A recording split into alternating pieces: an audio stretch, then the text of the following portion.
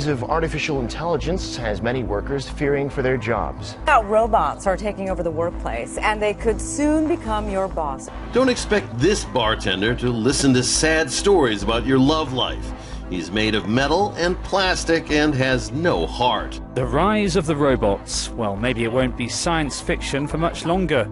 Technological progress has often changed the world of work, and now these machines are doing the jobs that humans normally do.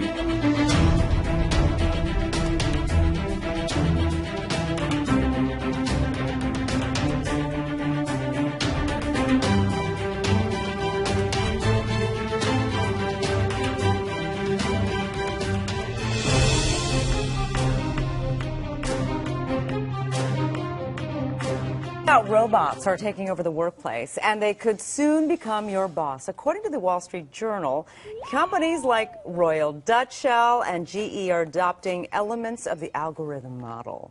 Really? Wow. So these bots will take on tasks typically associated with management, you know, scheduling, spearheading new projects. Experts say that could cause some managers to lose responsibilities and wipe out others. Don't expect this bartender to listen to sad stories about your love life. He's made of metal and plastic and has no heart. The world's first 100% robotic bar opened in Las Vegas in June. It's a novelty, but also a warning sign. Till now, most automation-related job losses have been in manufacturing. That's about to change. Now it's moving over to the service sector, and that makes a big difference. Jobs such as cashiers, such as bank tellers, jobs in the service industries, jobs in food preparation, jobs in office support, office administrative support. A lot of these jobs have a high risk of automation in the coming 10 or 20 years. It's already happening in retail stores. More people are shopping online. Forbes magazine estimates 21 retailers will shut 3,500 stores in the U.S. this year. That equals tens of thousands of lost jobs for salespeople and support staff. Who is most at risk? Experts say African Americans, Hispanics, female workers of all races, and people without a college education will lose jobs to automation at the highest rates. And that's going to really change the face of our society. Certain cities will be hit the hardest. About 61% of the jobs in Las Vegas could be automated in the coming 20 years or so. And a lot of these jobs are office and administrative support. They're in sales, they're in food preparation. And so within those industries, we see a lot of workers, doing tasks that could be taken over by a robot in the coming years. It seems that American workers and policymakers are not ready for the massive economic and social disruption this new wave of automation could bring.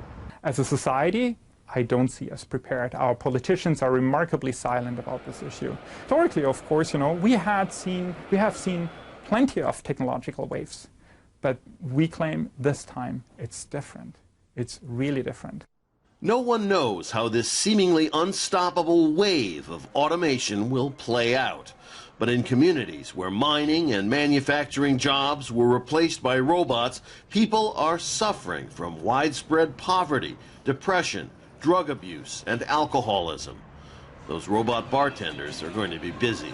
The rise of the robots. Well, maybe it won't be science fiction for much longer.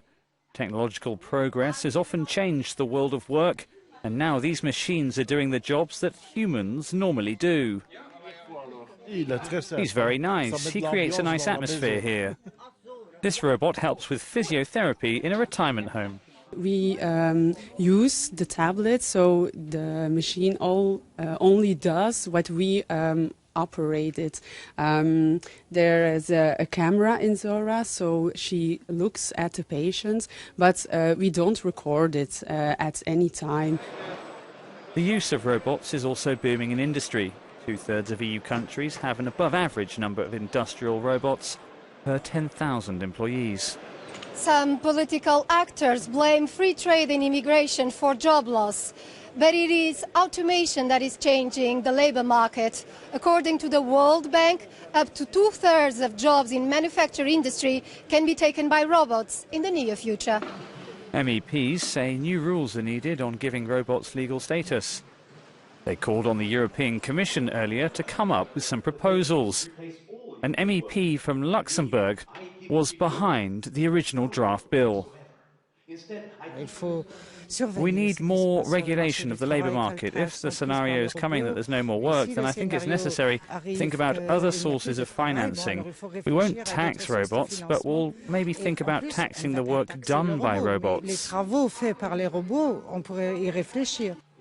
A proposal also called for proper safety, liability and privacy rules, as well as a code of ethical conduct and a European agency for robotics.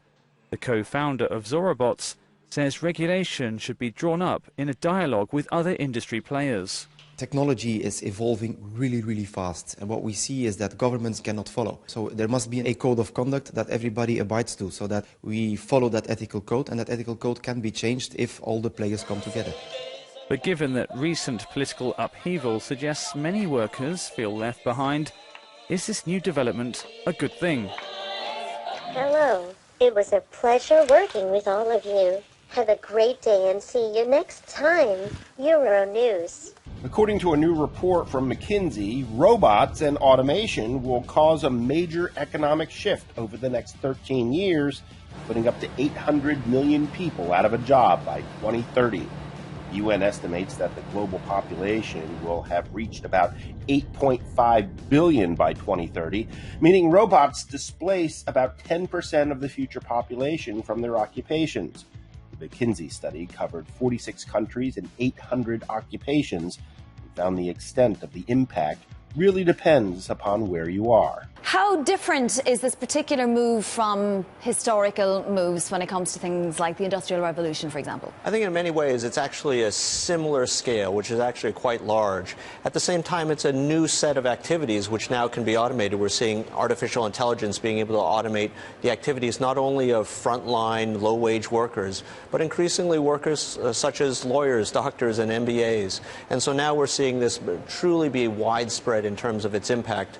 But there are all these predictions about a robot apocalypse, all the jobs going away. And when we analyzed, when we took seriously how long it takes for some of these technologies to be adopted and the new potential for new work demand to be generated by a number of different factors, we did find there's probably enough work for people to do, but it'll be a tremendous retraining challenge to get people from the jobs of today to the jobs of tomorrow. Well, you know, we used to speak to the Labour Secretary every month, particularly during the last administration. He used to say, you know, we are putting a lot of money back into retraining.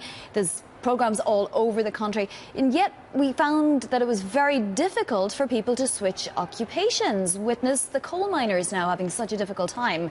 How does that get done? Well, it is a grand challenge. I think it might be one of the grand challenges for the next couple of decades. You know, as somebody who lives in California, I have an optimistic view on things. You know, as you said before, in history, we have been able to do that. When people moved from farm to factory, that was a huge change. And at the time that story began, there was no universal secondary schools. That was a huge investment, actually a social movement, the high school movement. I think the question for us now, both as business leaders as well as in the public policy realm, is what are the analogous sets of investments that have to be made so that in fact we can continue to have people continue to work because there will be enough work for people to do. What new occupations will be created, Michael, that don't exist today as a result of automation? Well, I think we're going to be limited in our ability to invent or to know and predict ahead of time what these new occupations might be. I sometimes tell a story, you know, across the bay from where I live in San Francisco, there's a stadium where people will pay money to watch other people play professional video games. That's not something we could have predicted. But we do know over history, different studies show, you know, perhaps 0.5% every year of new occupations are generated. That said, we also modeled a number of different activities which we know, you know, could drive additional labor demand, even though they're occupations which exist today but will change the activities they do. The rise of artificial intelligence has many workers fearing for their jobs. Some experts say AI-powered robots will replace 3 out of every 10 jobs in Korea by 2030, including plenty of white-collar work. But as our Park Se-young reports, hope is not lost for those who could be affected. How will artificial intelligence change the job market? According to the Korea Employment Information Service, AI-powered robots will be able to replace 29.1% of the local job market. Of the nation's 398 occupations, machines were able to fulfill nearly 85% of the core competencies just as well or better than humans. They were also competent enough to replace 70% of the duties performed by doctors, 59.3% of university professors' duties, and 48.1% of duties done by lawyers in Korea. The results were similar to studies done by foreign AI experts, further raising fears of robot-related job loss. On the bright side, artificial intelligence and humans have different strengths.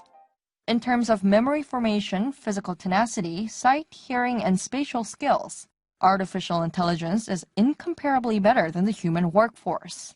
However, humans perform better in tasks measuring creativity and in persuasive or negotiating situations. Experts say the job market will evolve so that machines and humans take up areas that they're good at in their own ways, which is why humans should focus on cultivating creativity and communication skills. They added that the government will need to quickly expand education programs for those working in industries that rely heavily on machinery, so these workers can find new jobs. Can you play music? Cool. Understood.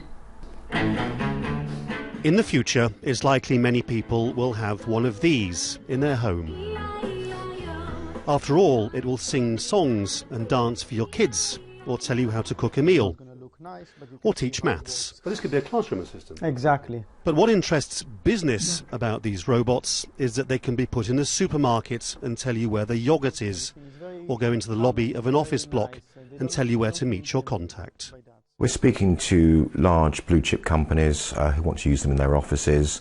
We're speaking to care home providers. We're speaking to hotels, car manufacturers to use in their showrooms, a whole variety of financial organisations, banks, retail, supermarkets, quite a large sector.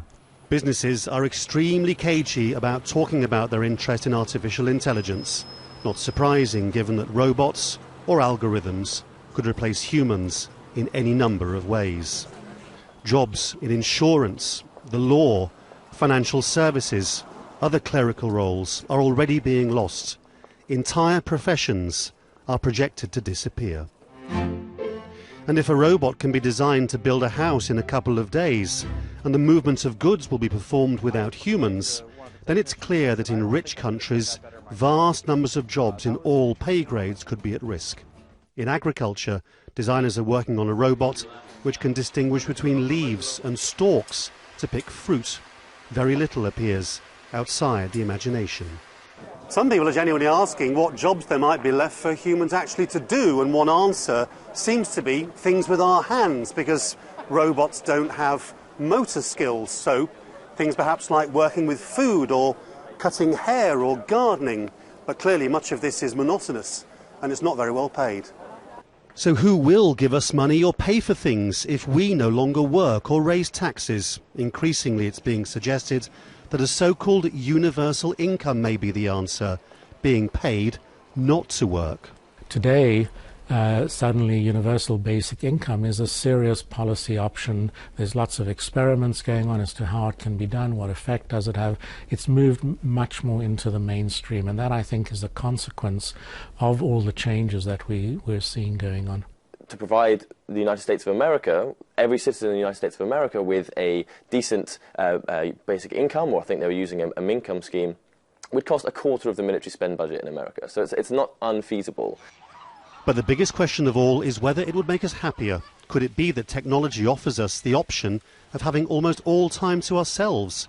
And if so, is it a dream come true, or would we get bored? Cautiously, the world of business is asking where the boundaries are and what we are prepared to accept. Now this is teamwork. A robot moving alongside his human controller. Wearing goggles, the operator can see through the robot's eyes, helping him control the machine, meaning the ℭ𝔥𝔦𝔫𝔞, the robot's official name, could lend a hand to the elderly or those recovering from injury. We've used the technology we've accumulated over the years in fields such as rehabilitation, along with creating other robots. But creating one like this has always been our dream, and that's why we continued to pursue it. And that's really a driving factor in the development of the ℭ-3 as a helper. We've primarily focused on making this robot a very family-oriented one, so that it can help people, including services such as care.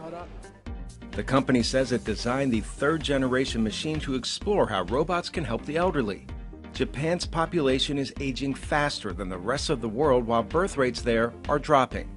Toyota says the ℭ-3 also is a step closer to robots that could help in the home, the hospital, construction sites, disaster sites, and even in outer space.